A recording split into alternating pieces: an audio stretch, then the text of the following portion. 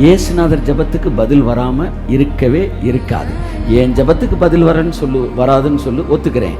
அவர் ஜெபத்துக்கு பதில் வராதுன்னு நீ சொல்லவே முடியாது. அப்போ இயேசுநாதர் ஜெபத்துக்கு பிதா பதில் கொடுப்பார்னு நீங்கள் நம்பினீங்கன்னா இந்த பூமி பரலோகமாக மாறுன்றதை நீங்கள் நம்பித்தான் ஆகணும்.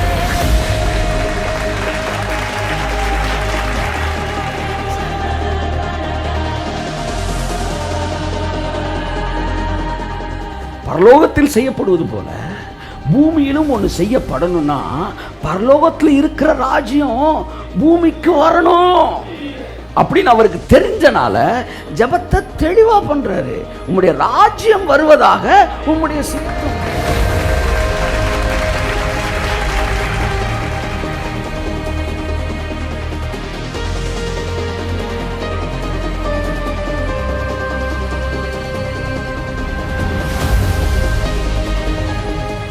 எல்லாம் சொல்லுங்க, ராஜ்யம் வந்துருச்சுன்னா சித்தம் செய்யப்படும் சார். இப்ப நான் கேட்கிறேன் சார், ராஜ்யம் வந்துருச்சா?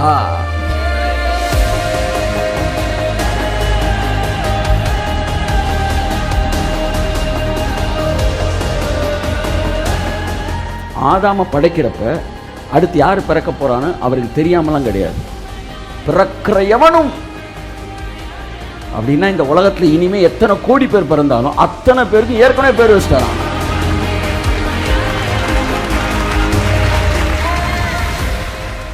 இரண்டாம் உலகம் என்கிற தலைப்பிலே நாம் தேவனுடைய வார்த்தையை தியானித்து கொண்டு வருகிறோம். ஆமேன் சொல்லுங்க. ஆமேன். எல்லா மனிதருடைய மனதிலும் அந்த இரண்டாவது உலகத்தை குறித்த சிந்தனை வந்துவிட்டால், என் அன்புக்குரியவர்களே, இந்த உலகம் அந்த இரண்டாம் உலகமாக மாறிவிடும். அதுதான் தேவனுடைய திட்டம். ஆமேன் சொல்லுங்க, என் அன்புக்குரியவர்களே. ஆகவே கடந்த 3 வாரமாக இதை பற்றி வாசிக்கிறோம், படிச்சுட்டு வரோம். 4வது வாரமாக இந்த வாரமும் அந்த செகண்ட் வேர்ல்டு என்கிற தலைப்பிலே நான் பேச விரும்புகிறேன். இந்த வாரத்தோடு முடிச்சுக்கலாம்னு நினைக்கிறேன். அடுத்த வாரத்திலிருந்து சண்டேயும் வேற ஒரு சப்ஜெக்டுக்குள்ளே போகிறோம், அடுத்த 4 வாரம். ஸோ இரண்டாம் உலகத்தின் தலைப்பிலே 4வது வாரமாக இன்றைக்கு நாம் பேசுகிறோம். தெர் ஆர் 2 வேர்ல்டு, அதாவது 2 உலகங்கள் இருக்கிறது. வாசிப்போம். லூக்கா 11:2. அதற்கு அவர், நீங்கள் ஜெபம் பண்ணும்போது பரமண்டலங்களில் இருக்கிற எங்கள் பிதாவே, உம்முடைய நாமம் பரிசுத்தப்படுவதாக, உம்முடைய ராஜ்யம் வருவதாக, உம்முடைய சித்தம் பரமண்டலத்திலே செய்யப்படுகிறது போல பூமியிலேயும் செய்யப்படுவதாக. உம்முடைய சித்தம் பரலோகத்தில் செய்யப்படுகிறது போலவே பூமியிலும் செய்யப்படுவதாக. 2 உலகத்தை இயேசு பேசுகிறார். ஒன்று பரலோகம், இன்னொன்று இந்த பூமி. ஸோ இயேசு கிறிஸ்துக்கு 2 உலகத்தை குறித்த வெளிப்பாடும் பார்வையும் இருந்தது. The first world, it is an unseen world. ஹெவனை தான் நான் ஃபர்ஸ்ட் வேர்ல்டுன்னு சொல்கிறேன், சரியா? இந்த செகண்ட் வேர்ல்டு அது விசிபிள் வேர்ல்டு, கண்ணில் பார்க்கக்கூடிய உலகம். இவர் என்ன சொல்றாரு? இவர் will be done on earth as it is in heaven. எல்லாம் சொல்லுங்க, as it is. எல்லாம் சொல்லுங்க, as it is. அப்படின்னா அப்படியே. எல்லாம் சொல்லுங்க, அப்படியே. பரலோகத்தில் என்ன நடக்குதோ அது பூமியில அப்படியே அப்படியே அப்படியே. பரலோகத்தில் என்ன நடக்குதோ அது என் குடும்பத்தில் அப்படியே நடப்பதாக. சொல்லுங்களேன் ஒரு ஆமைங்க, சொல்லுங்களேன், அப்படியே நடப்பதாக. கொஞ்சம் கூட குறையாம முடிங்க, அப்படியே நடப்பதாக. ஓ, what a greatest expectation of Jesus Christ in his prayer. அவருடைய ஜெபத்தில் எவ்வளோ பெரிய எதிர்பார்ப்பு வச்சிருந்திருக்காரு பாருங்க. வேற வழியா சொல்லணும்னா, இந்த உலகம் அந்த உலகமா மாறட்டும். இந்த உலகம் என் அன்புக்குரியவர்களே, இந்த பார்வைக்கு வருவீர்களாக. இந்த பார்வை தான் வெளிச்சம். இந்த பார்வை என்னைக்கு வருதோ அன்னைக்கு தான் புதிய உடன்படிக்கையின் ஆசீர்வாதங்களை நீங்கள் அனுபவிக்க ஆரம்பிக்கிறீர்கள். நீங்கள் எங்கே வேணாலும் படுங்க, எங்கே வேணாலும் தூங்குங்க, என்ன வேணாலும் எப்படி வேணாலும் தரையில் கடங்க, ஆனால் உங்கள் மனசு மட்டும் as it is in heaven your will be done on earth. அப்படியே இருங்களேன், இருங்க சார். கொஞ்ச நாள் கழிச்சு எந்திரிச்சு பாருங்க சார், உங்கள் உலகம் மாறி இருக்கும். இப்போவே மாறின உலகத்துலாம் இருக்கிறீங்க. ஆமென், ஆமென், ஆமென், ஆமென். இந்த லைட் உங்களுக்கு வர்றது தான் இருக்கிறதுல greatest life. That is the second world. அதான் நான் உங்களுக்கு பேச விரும்புகிறேன். There are two worlds. These two worlds had one government. ரெண்டு உலகங்கள் தேவன் படைத்தார். ஒன்று பரலோகம், இன்னொன்று பூமி. வானமும் பூமியும் படைக்கப்பட்ட வரலாறு இன்னொரு இடத்துல இருக்கு. தேவன் வானத்தையும் பூமியையும், ஹெவன்லீஸ் அண்ட் ஹெவன் இருக்கு, படைத்த நாளிலே, ஒரே நாளில் தான் படைக்கிறார். இதுலேருந்து என்ன தெரியுதுன்னா, ரெண்டுக்கும் சேர்த்து ஒரு கவர்மெண்ட் தான். ஒரே ஆள் தான் ரெண்டுலேயும் ஆட்சி செய்கிறார். ஹல்லேலூயா. அந்த ஒரே ஆள் யாரு? தேவன் அல்ல. தான் உண்டாக்கின எல்லாவற்றின் மேலும் அதிகாரியாக இருக்கும்படி யாரை வச்சாராம்? மனுஷனை வச்சார். இப்போ நான் கேட்குறேன், தான் உண்டாக்கின எல்லாவற்றின் மேலும் அப்படின்னா அவர் என்னென்ன உண்டாக்குனார்? நீங்கள் மலையை உண்டாக்குனாரு, கடலை உண்டாக்குனாரு, பூமியை உண்டாக்குனாருன்னு சொல்கிறீங்க. நான் கேட்குறேன், பரலோகத்தை யார் உண்டாக்குனது? அப்போ உண்டாக்கின எல்லாவற்றின் மேலும் அப்படின்னு என்ன அர்த்தம் சொல்லுங்க சார்? பரலோகத்திற்கும் மனிதனுக்கு அதிகாரத்தை தேவன். இதை புரிஞ்சுக்கிறதுக்கு எதுக்கு குழப்பம்ன்றேன்? அப்பா வீட்டுக்குள்ளே உள்ளே போய் ஃப்ரிட்ஜை திறந்து உள்ள கூல்ட்ரிங்க்ஸ் எடுத்து குடிக்கிறதுக்கு நான் போய் கண்கார்டன்ஸை படிக்கணுமான்னு கேட்குறேன். எங்கள் அப்பா வீட்டில் எனக்கு உரிமை இருக்குன்னா, அதில் எனக்கு அதிகாரம் இருக்குன்னா, பரலோகத்தில் எனக்கு அதிகாரம் இருக்கு. பிசாசு ஆதாமை சீட் பண்ணி அவன்கிட்ட அதிகாரத்தை வாங்க விரும்பினதுக்கு காரணம் பூமியை பிடிப்பதற்கு அல்ல. இது ஜுஜுபி அவன் பார்வையில். அவனுடைய பார்வையோட எய்ம் என்ன தெரியுமா? நான் உன்னதத்திற்கு ஏறுவேன், உன்னதமானவருக்கு ஒப்பாவேன்,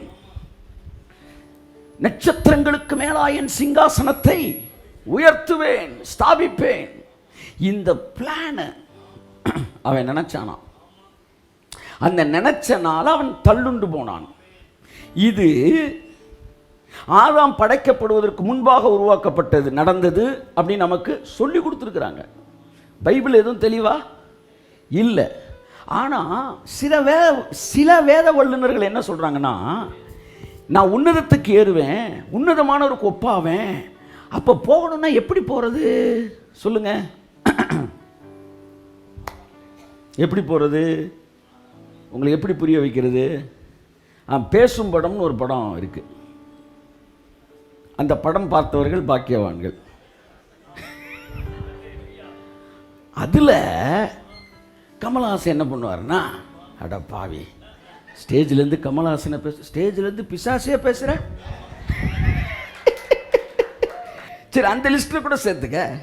அதில் அவர் பாவம் ஏழையாக இருப்பாப்புல, ஒரு நேரம் நல்ல சாப்பாடு கூட சாப்பிட முடியாது. அப்போது ஒரு பெரிய ஹோட்டலில், I don't know that's resorts ஏதோ ஒன்று, அதில் இந்த லைஃப் டைம் மெம்பராக இருப்பான் இல்லை, அப்படி ஒருத்தன் இருப்பான். அவன் காரில் வந்து இறங்குவான், உள்ளே போனால் அந்த ஒரே காடை வச்சு எல்லாமே சாப்பிட்டு பயங்கரமாக அனுபவிக்கலாம். இவன் என்ன செய்வான்? அந்த வறுமையில் உள்ளே போய் அதெல்லாம் அனுபவிக்கணுன்ற ஆசையில் இவனை தூக்கி கடத்திட்டு போய் ஒரு இடத்துல கட்டி போட்டுட்டு நேரத்துக்கு நேரம் சாப்பாடு கொடுக்குறேன், ஏன்னா நான் கதாநாயகன் இல்லைன்னா கொண்டிருப்பேன், சாப்பாடு கொடுக்குறேன்னு சொல்லி இந்த கார்டு எடுத்து இவன் டெய்லி போய் என்ஜாய் பண்ணுவான். அவ்வளோதான் கதை.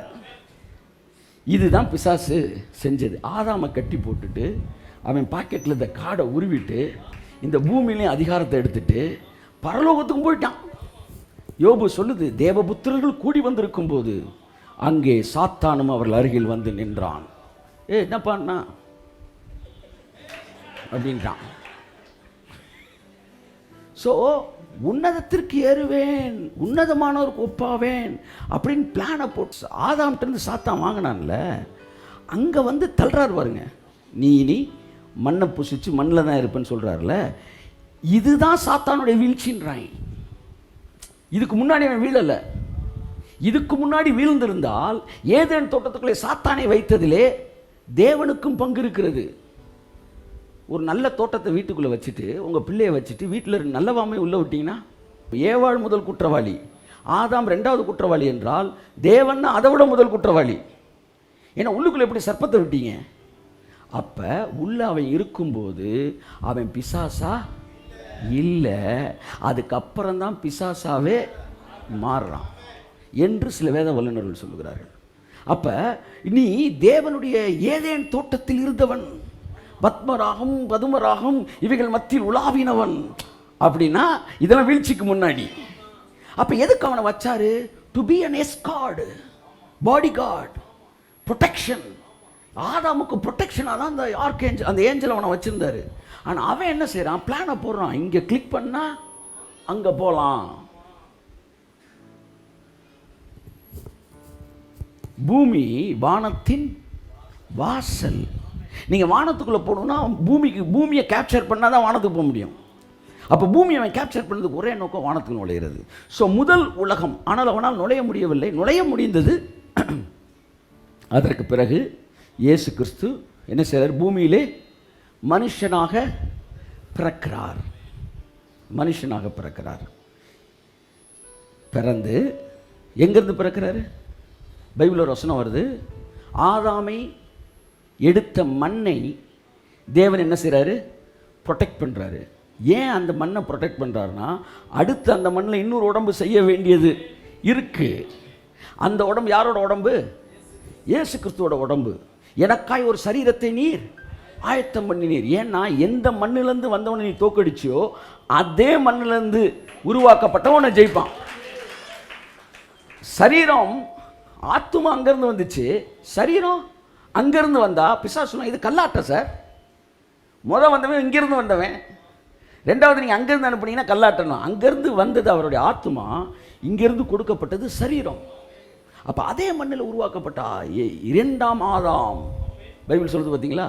அப்போ முதல் ஆதாம் 2ஆம் ஆதாமை உருவாக்கின பிறகு இந்த 2ஆம் ஆதாமாக இயேசு வந்து பூமியில் சாத்தானை மேற்கொண்டு ஜெயிச்சு இப்போ சொல்கிறாரு, வானத்திலும் பூமியிலும் சகல அதிகாரமும் எனக்கு கொடுக்கப்பட்டிருக்கிறது. அப்போ தொலைஞ்சு போன அந்த வாட் இஸ் தட், அந்த கார்டை,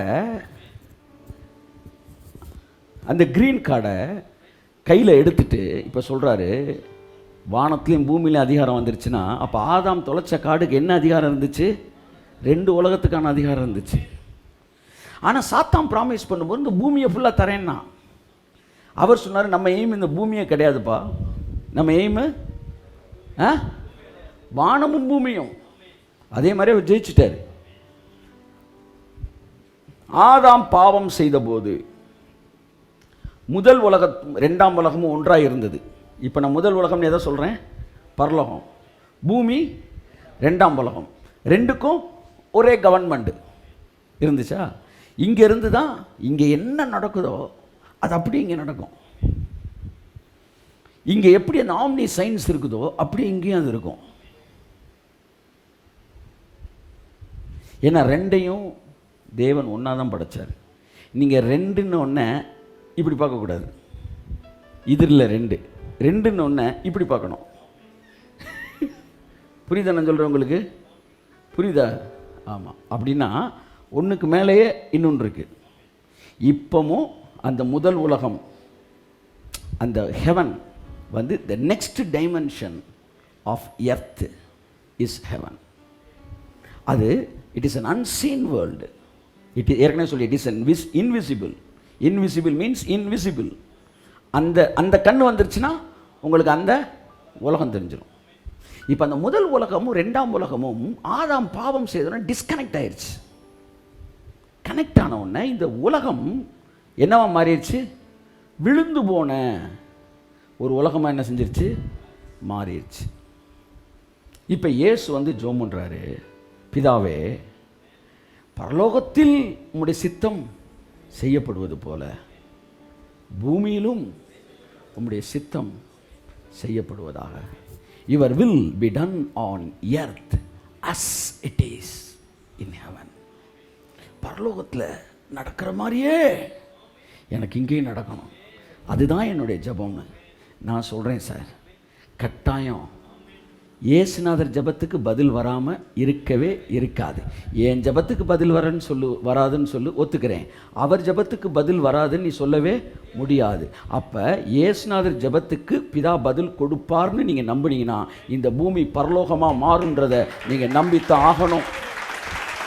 ஆமென். நான் சொல்கிறது புரியுதா? ஏன்னா ஜெபிச்சது இயேசுநாதர். எனக்கு ஒரு பெரிய நம்பிக்கை இருக்குது சார். தலைவர் ஜெபம் பண்ணியிருக்கிறாரு, கட்டாயம் நடந்துடும். இந்த பூமியில் பரலோகம் மாதிரியே இந்த பூமி மாறும். இந்த பூமியில் அந்த உலகம் சிருஷ்டிக்கப்படும். நாங்கள் எல்லாம் கும்முன்னு அதில் வாழ்வோம். ஏன்னா ஜெபம் பண்ணது தலைவர். அப்போ பிதா சொன்னார், ஏன் அதை நீங்களே பண்ணிடக்கூடாது? உங்களுக்கு புரிகிறக்காண்டி சொல்கிறேன். உம்முடைய ராஜ்யம் வருவதாக, உம்முடைய சித்தம் செய்யப்படுவதாக. அப்படின்னா அவருக்கு நல்லா தெரியும், பரலோகத்தில் செய்யப்படுவது போல பூமியிலும் ஒன்று செய்யப்படணும்னா பரலோகத்தில் இருக்கிற ராஜ்யம் பூமிக்கு வரணும் அப்படின்னு அவருக்கு தெரிஞ்சனால ஜெபத்தை தெளிவாக பண்ணுறாரு. உம்முடைய ராஜ்யம் வருவதாக, உம்முடைய சித்தம் செய்யப்படுவதாக. எல்லாம் சொல்லுங்க, ராஜ்யம் வந்துருச்சுன்னா, ராஜ்யம் வந்துருச்சுன்னா சித்தம் செய்யப்படும் சார். இப்ப நான் கேட்கிறேன் சார், ராஜ்யம் வந்துருச்சா? பரலோக ராஜ்யம் உங்களுக்குள் வந்திருக்கிறது. அப்ப ராஜ்யம் வந்துருச்சு. இப்ப அடுத்து என்ன நடக்க போகுது? அதாவது ஜெபக்குறிப்புல வரிக்கு டிக் ஆயிருச்சு. இயேசு ஜெபிச்ச ஜெபத்துக்கு பிதா டிக்கு பண்ணிட்டாரு. ராஜ்யம் வருவதாகன்னாரு, ராஜ்யம். அதனால தான் நாங்கள் திரும்ப திரும்ப ஞாயிற்றுக்கிழமை போய் உங்களுடைய ராஜ்யம் வருவதாக, உங்களுடைய சித்தம் அப்படி நாங்கள் பண்ணுறது கிடையாது. ஏன்னா இதில் பாதி டிக் ஆயிடுச்சு. நீங்கள் கடைக்கு போகிறீங்க, புளி மஞ்சள் மிளகு எல்லாம் போட்டோடனே அவன் புளி மஞ்சளையும் டிக் பண்ணிட்டான். திரும்ப புளினா புளியா களி எடுத்து அடிச்சிட போகிறேன். புளி டிக் ஆயிடுச்சுரா, மஞ்சள் டிக் ஆயிடுச்சுரா, மிளகு. அப்போ டிக்கானதே நீங்கள் திரும்ப திரும்ப பேசக்கூடாது. அசிஸ்டம் மாதிரியே மாதிரி. ஸோ ராஜ்யம் வருவதாக, ராஜ்யம் வருவதாக வந்துருச்சே. அப்போ இந்த ராஜ்யம் வந்துருச்சுன்னா சித்தம் செய்யப்படும். அப்போ முதல் உலகம் பரலோகம், இரண்டாம் உலகம் வீழ்ச்சிக்கு முன்பாக இருந்த உலகம். அந்த உலகத்தில் என்ன பண்ணிட்டார்னா கடைசி மனுஷன் வரை சிருஷ்டித்துட்டார். ஆதாம் மட்டும் சிருஷ்டிக்கல, உலக தோற்றத்திற்கு முன்னமே தம்முடைய கிரியைகள் எல்லாவற்றையும் அவர் முடித்திருந்தார். கையை தட்டுங்க.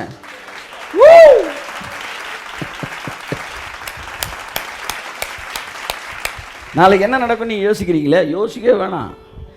உலக தோற்றத்துக்கு முன்னாடியே முடிச்சு வச்சிட்டாரு. சார் ஆதாம ரிலீஸ் பண்ணும்போது எப்படி தெரியுமா ரிலீஸ் பண்ணாரு? ஒரு டைரக்டர் படத்தை ஃபுல்லாக எடுத்துட்டு தானே ரிலீஸ் பண்ணுவார். முதல் சீனு ஒருத்தர் வராரு, ரெண்டாவது சீனுக்கு வர்றதுக்கு ரெண்டாவது ஆளை ரெடி பண்ணணுமா? சொல்லுங்க சார். ரெண்டாவது ஆள் யார், மூணாவது ஆள் யார், நாலாவது ஆள் யார், 5வது ஆள், 50, 100வது, 1000, 2000, 10,000 எல்லாரும் போய் அந்த கிறிஸ்துன்னு ஒருத்தன் பிறப்பான், அவன் என்னெல்லாம் பண்ணுவான்னு சொல்றாருன்னா அப்போ அவன் வரைக்கும் கம்ப்ளீட்டாக மேட்ரு முடிஞ்சிருக்குன்னு நான் அர்த்தம். உலக தோற்றத்துக்கு முன்பாகவே அவர் மனசுல எல்லாத்தையும் சிருஷ்டித்துட்டு ஆதாம் பழத்தை சாப்பிட்றதுக்கு முன்னாடி சகலத்தை முடிச்சுட்டு ஆதாம ரிலீஸ் பண்றாரு. ஆதாம படைக்கிறப்ப அடுத்து யார் பிறக்க போறான்னு அவருக்கு தெரியாமலாம் கிடையாது. பிறக்கிற எவனும் அப்படின்னா இந்த உலகத்தில் இனிமே எத்தனை கோடி பேர் பிறந்தாலும் அத்தனை பேருக்கு ஏற்கனவே பேர் வச்சுட்டாராம். அவ்வளோதான், எந்திரிச்சு பேசாம வீட்டுக்கு போய் இதே போதும் கும்முன்னு இருக்கு. அப்படியே இப்போ நைட்டு சாப்பிட்டு தூங்கிடுங்க. சீக்கிரமாக தூங்கி காலை எழுந்திரிச்சு ஜோம் பண்ணுங்க. நான் சொல்கிறேன் புரியுதா உங்களுக்கு? எல்லாமே முடிஞ்சிருக்கு sir. It is predestined. பூமியின் எல்லைகளை அவர் தீர்மானித்திருக்கிறார். என் வளர்ச்சி என்ன அவருக்கு தெரியும், என் ஊழியத்தில் எத்தனை பேர் ரட்சிக்கப்படுவாங்க, எத்தனை பேர் ரட்சிக்கப்பட்டவங்க மறுபடியும் மறுரூபமாவாங்க, எத்தனை ஆயிரம், எத்தனை லட்சம், எத்தனை கோடி எல்லாம் நம்பர் அவர்கிட்ட இருக்குது. என் கையில் எத்தனை அற்புதம் நடக்கும் எழுதி வச்சுருக்கிறார். எல்லாம் ஆல்ரெடி டெஸ்டைன்டு. இயேசு கிறிஸ்துவை என்னெல்லாம் செய்ய போகிறான்னு பிதா எழுதி வச்சிட்டாராம். அதெல்லாம் பைபிள் சொல்லுது, இயேசு செய்த அற்புதங்கள் இல்லை, இயேசுவை கொண்டு பிதா செய்த அற்புதங்கள். அப்படிதான் வருது. இயேசுக்கே அதான் கதி, இயேசுக்கே அதான் வந்து டெஸ்டினேஷன். இயேசுவை கொண்டு பிதா செஞ்சாராம். அப்போ நம்ம எல்லாருக்கும் நீங்கள் போடுற காபாலாம் நல்லது, ஆனால் அந்த காபாவினால எது உருவாக்கப்படலை, காபா ரிலீஸ் பண்ணுது. புதுசாக வந்து காபானா என்னன்னு கேட்குறாங்க. இப்போ எல்லாமே ப்ரீ டெஸ்டினேஷன். ஆதாமை படைக்கும் போதே இந்த உலகத்தில் கடைசியாக ஒருத்தன் பிறக்க போகிறான் பாருங்க, அழுதுட்டு பிறக்கிறான் பாருங்க, அப்போ தான் ஏசுனார் வர போகிறான்னு வச்சுக்கோமே, அவன் வரைக்கும் 7 பேர் வச்சிட்டார். அவங்க அப்பா வந்து சர்ச்சு கூட்டு போய் 3ஆம் மாதம் பேர் வைக்கலான்னு நினைக்கும் போது அதுக்குள்ளே ஏசுனார் வந்து முடிஞ்சு போச்சுன்னு வச்சுக்கோங்களேன். அவங்க அப்பன் பேர் வைக்கல, ஆனால் இவர் முன்னாடி பேர் வச்சிட்டார். இதான் அவன் பேர். 50 பேருக்கும் பேர் வச்சிட்டாராம், எல்லாமே முடிச்சிட்டாராம். அதெல்லாம் இஸ்மவேல் பிறக்கிறதுக்கு முன்னாடி சொல்லுவாங்க, துஷ்ட மனுஷனாக இருப்பான்பா.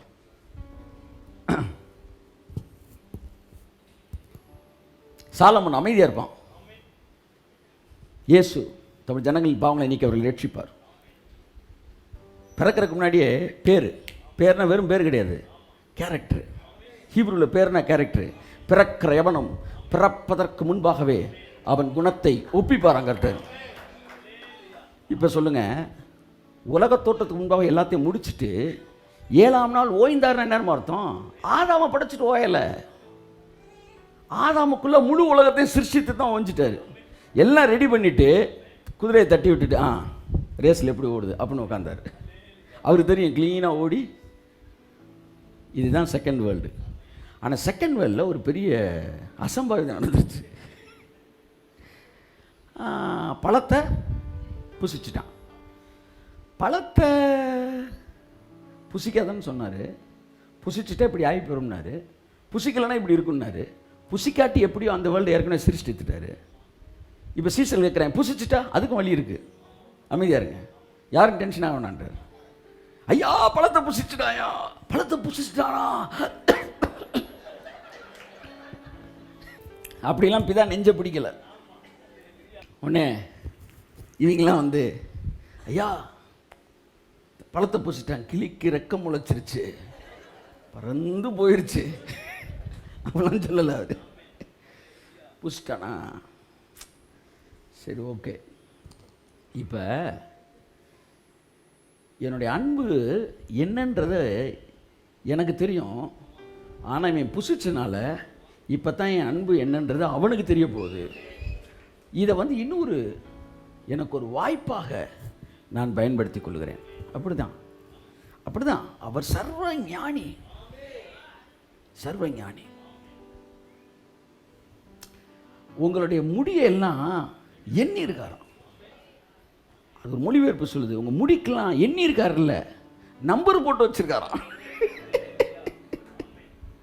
எப்படி எண்ணி இருந்தால் 215 இல்லை 3200 அப்படின்னு சொல்லிட்டு எதை தொட்டாலும் 3200 அப்படி இல்லை. இதில் 3015 இது 3012 இது அப்படின்னு நம்பர். ஐயா தம்பி, என் சரீர அவயங்கள் உருவாகும் முன்னமே எனக்கு கண்ணு காது மூக்கு, அன்னைக்கு ஸ்கேனே கிடையாது, நீ ஸ்கேன் வந்தது தான் பிரச்சனை. ஆமாம், அன்னைக்கு கண்ணு காது மூக்கு வாய் ஹார்ட் கிட்னி கை காலு என் அவயவங்கள் உருவாகும் முன்னமே அது உருவாகும் நாளை அவர் எழுதி வச்சிருந்தாராம்.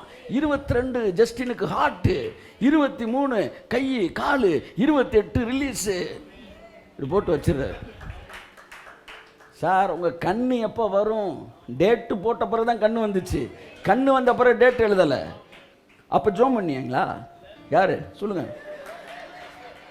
நான் மிகுந்த ஜபத்தோடு என்னுடைய கண்கள் உருவானது. உனக்கு ஒரு கழுதையும் தெரியாதடா. அன்னைக்கெல்லாம் அந்த இறக்கம் தானே உன்னை வந்து பாதுகாத்துச்சு. அதே இறக்கம் தான், அதே தயவு, அதே கிருபை, அதே அன்பு